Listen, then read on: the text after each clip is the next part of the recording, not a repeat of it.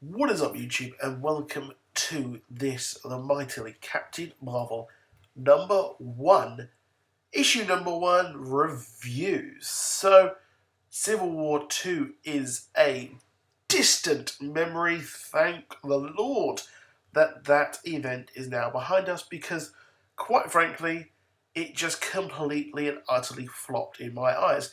Now, I was super excited for this. Now, I must say, Captain Marvel is not my favourite superhero. I read the trade of her sort of rebirth, to use a DC term, and I really could not get on with it.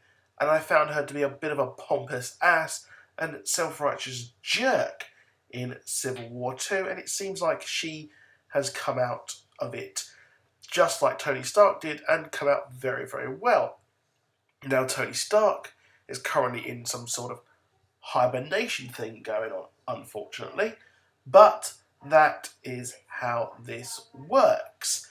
So we've got Captain Marvel, who is now a pop culture icon, which I found very funny, as this opens with a TV show being made about her life. But here, we're very much going the CW route, a very romance-heavy storyline here, which made me laugh. And you know what? This was pretty enjoyable. Now, we are actually in a renaissance here for Marvel in some respect. We're getting a very, I don't like to use this term, but a SJW, a social justice warrior era, seemingly, in Marvel. Why? I'm not too sure, but seems like they're going with the champions being that kind of thing.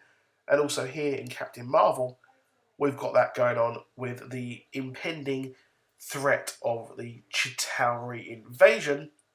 Well, here, what I'm surprised about, why didn't Ulysses predict that? Yeah, go and work that out. But we've got the impending threat of that. We also have a lot of intergalactic refugees. So we're getting real life events and news stories now bleeding over here into the Marvel Comics, for better or for worse. Now, I don't really read comics to get involved with that, especially Marvel and DC. I don't read these to have that kind of thing put in them. I read the indies for that kind of business going on, kind of a snapshot into society. So, unfortunately, it's not very good from my standpoint. But the actual comic itself is pretty decent. We're going to see her going up against this new board. We've got Captain America.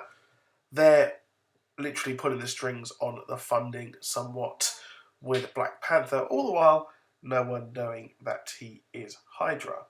So I actually did like this issue. It's probably worth picking up, I would say, for someone who's not a fan of Captain Marvel or a fan of the politics bleeding into the comics. Well, it's actually a thumbs up for me, to be honest, and I will be monitoring the rest of this series, considering I didn't like the other stuff and I really hated Civil War 2. But that's just me, and that is really what I would say is definitely pick it up, give it a try. You might actually like it. So moving on from Marvel, we are back on to the first DC Rebirth crossover event, Suicide Squad versus the Justice League of America.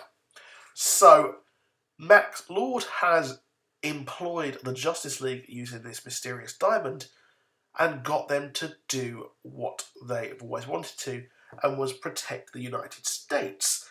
And, well, how's that going? So they've basically done what they've always wanted to do without the restrictions of, law and that kind of thing. So it seems like Max Lord has got what he has wanted. He's got freedom, he's got power, which he's always wanted. So what's going to happen now? What's going to happen to the Justice League?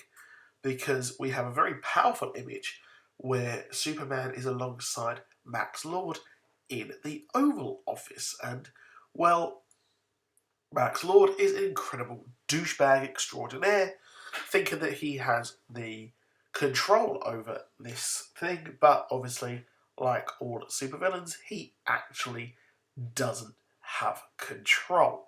So we've reached an impasse here. This is kind of like the crux here, and we're going to have to see where they go from here, considering the Justice League is now actually under the control of a dick.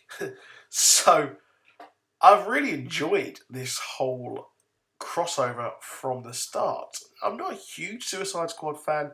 I read the first volume of the New 52 reboot, enjoyed it somewhat, but I never did pick up the rest of it.